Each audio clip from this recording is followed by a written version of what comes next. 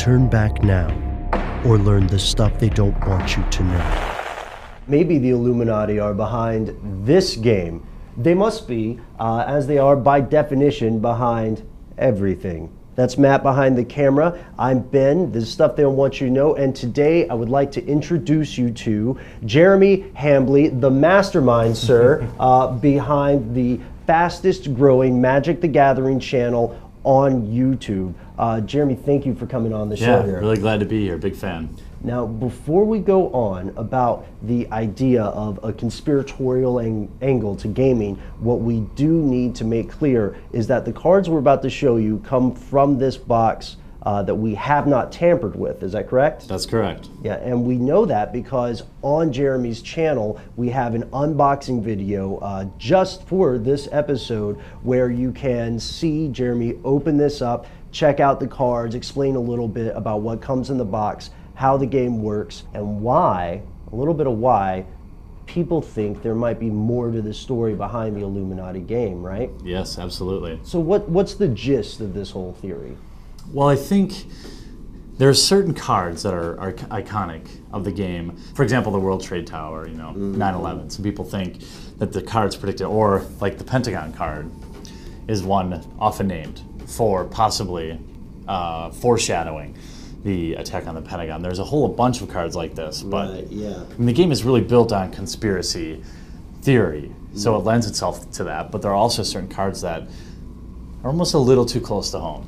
Yeah, and this is something that a lot of you guys are probably already familiar with. We've seen it on forums before, right? Where someone says, okay, there's this picture of a terrorist attack, right? Or a nuclear incident, or as we just saw, the Pentagon, which shows the Pentagon burning, while an ambiguously, perhaps suspiciously calm military officer is in the foreground. So the theory that these cards somehow predict future events makes us immediately kind of latch onto this and say coincidence or conspiracy, right?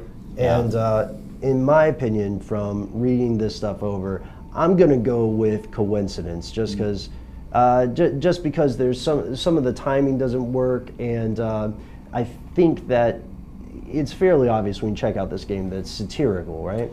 Yeah, and when you think about Steve Jackson, the guy that created it, some of the other games he's done, like Munchkin, it's if he was a prominent Illuminati expert or a conspiracy theorist himself, it might be even more damning. The thing with conspiracies, I think, especially with these cards, is they're so pliable that we can bend them a little bit to whatever we see fit. There's a clock tower attack that people thought was going to happen at the Olympics last couple of years. So every year that it hasn't happened, they just say, well, it's going to happen next year. It's going to happen next year. Yeah. Right. So what happened is they solved it. Some super force came in and stopped the Illuminati from doing it. So, maybe they did. I don't know. Who are we to say? Right. But these things tend to live on then, right? It only takes one out of 200 cards in the deck. That's true. To support it forever.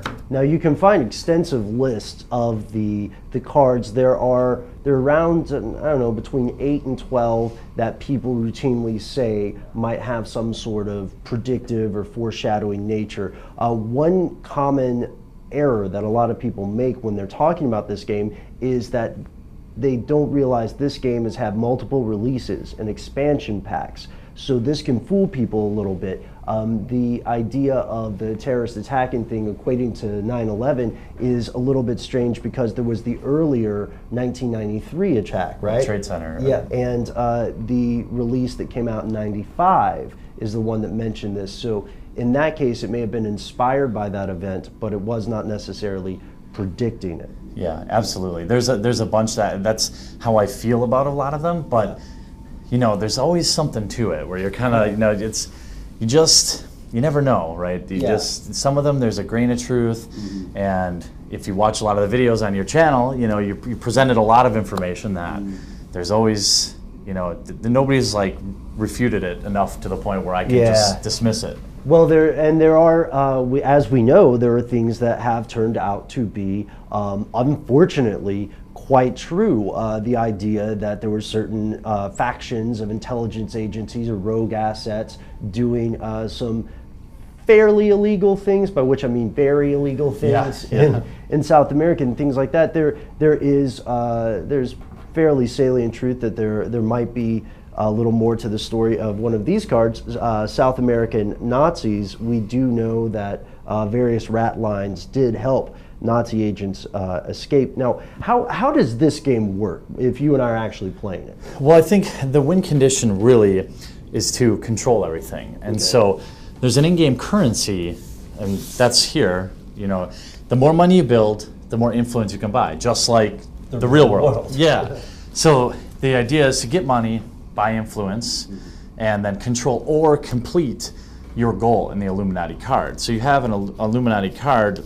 Some of the cards have goals to them, and some of them are actions. So for example, +4 on any attempt to control weird groups, immune to any attacks. So you can use these to control groups if, let's say, money isn't enough power. You have more ways to complete goals or mess with your opponent. So you play up to like 6 other people, and you're all competing for the same goal, but there's different ways you can get there. And you're always going to be, as a player, you're always going to be a specific facet of some sort of secret organization, right? Yes. So Bavarian Illuminati is one. That's we have a 3-part series on that by Adam Weishaupt. And let's see, we've got a couple others. Of course, the Network. The Gnomes of Zurich, which we have not done an episode on. Servants of Cthulhu, one of my favorites. Probably some of you guys out there, it's one of your favorites too. I do have to say, however, we do know that there are various secret societies. The Illuminati was a real thing, at least in Bavaria for a time, right? Yeah. And you and I were talking earlier about the awkward moment where you get caught in a secret handshake, and you know it's a secret handshake, which has really happened to both of us. So, as always, what do you do in that situation? You know, do you try to? Well, I try to be cool. You know, you got to be cool. Yeah. Now, one thing that we see a lot of on your channel is talking about new iterations or new sets of Magic cards coming out. And what's interesting is that a lot of conspiratorial theories, or even just the idea of spoilers and rumors in general in pop culture, dwell on this ability to predict what will be coming next. So I have to ask you, for our Magic the Gathering fans in the audience, Jeremy, where's Magic the Gathering going? What's next? Do you know?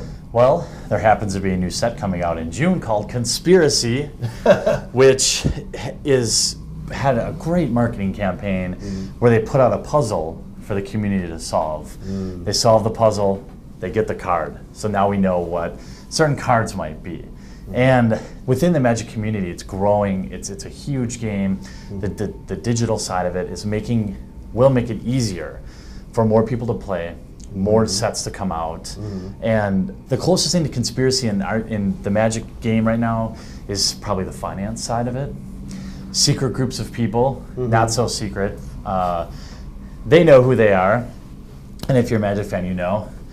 Buying up large quantities of well-known cards, and they manufacture demand. So regular players can't get these cards, driving the price up. And like the beers with diamonds. Exactly, right. If they release all the diamonds, they'll be worthless. Right, yeah. Same thing with Magic cards. So there are people that buy in bulk, control the demand, so that regular people, folks, can't get the cards.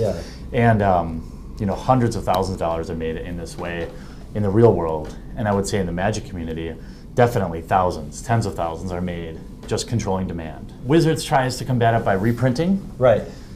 But the community is always ahead. The community will always be ahead. Wizards has to reprint a card that people want. Well, it's too late. You know, by the time they reprint it, everyone will buy it. So we saw this with Modern Masters. Came out, supposed to be $150 a box. It was $300 a box immediately. So, you know, that is very real. There's something rotten in Denmark in that respect, huh? Absolutely. Now, that's interesting because I did not know. I had heard some rumors, but I wanted to have an actual expert confirm that there is some sort of, I mean, dare I call them a cartel? Well, yeah, absolutely. And even the very people that sell the cards. So there's these private people that do it, but the people we all buy our cards from do it too. But they don't tell you that. Ah, I see. So your local card shop, they're hoarding cards. Your big online outlets, they're hoarding cards, driving up prices. You start to see weird things happen. Like a card will go out of stock for no reason. Okay, yeah. Why'd that happen? Well, 2 weeks later they have 1 million in stock and they're 3 times the price. Ah. So that's what you see happening in my world, in the collectible market. Large purchases, creating demand, making money that way. And so very similar to yeah. Illuminati in a lot of ways. That's a conspiracy fact, too. That is right? fact, yeah, that is absolutely. Not just your theory. No, I know this for a fact, yeah. Wow. So there we have it, a real conspiracy within the world of Magic the Gathering, which a lot of people probably suspect, but maybe haven't had confirmed before. Yeah. The casual player, certainly. The casual player sees the results, not, they're like, why can't I get this card? Yeah. It's not just because it's not around. It's because people are actively making it not around. At this part, as always, we'd like to hear from you. What are your opinions of any conspiracies in board games? Do you think there is something to the theories about the Illuminati board game? And Jeremy, at this point, I'd like to ask where we can see more of you on the internet. Well, you can find me at youtube.com/MTGHeadquarters, and most specifically, we unbox and go through a lot of the cards in here if you want to get a closer look. Some of the dice, I talk a little bit about how to win, how to play the game, talk about the currency of the game, all sorts of things like that, kind of my forte on the channel. I also look at a lot of other board games on top of just Magic the Gathering, including Munchkin, which is another really popular Steve Jackson game. And so, if you're into that kind of stuff, at least check it out. At least check out the unboxing of this video because, the unboxing of this product, because it's really interesting stuff in there. Well, fun fact, this game is inspired by an excellent book called the Illuminatus Trilogy. If you were all interested in these sorts of stories, I recommend you check it out. Matt and I recommend that you check out Jeremy's channel. As always, we'll be coming at you with a new video later this week about conspiracies in the gaming world and a little extra surprise. Health food stores. I knew it. Those monsters. Yeah, international cocaine smugglers. Right. Clone arrangers, which I guess is different from clone creators. Oh, yeah, it must be. Yeah. Not related much to the robot sea monsters that I have here. There's a tenuous connection. Congressional wives. Look at this one. Let's stop there. Yeah, I don't. Okay. No. Thanks for coming. Yeah.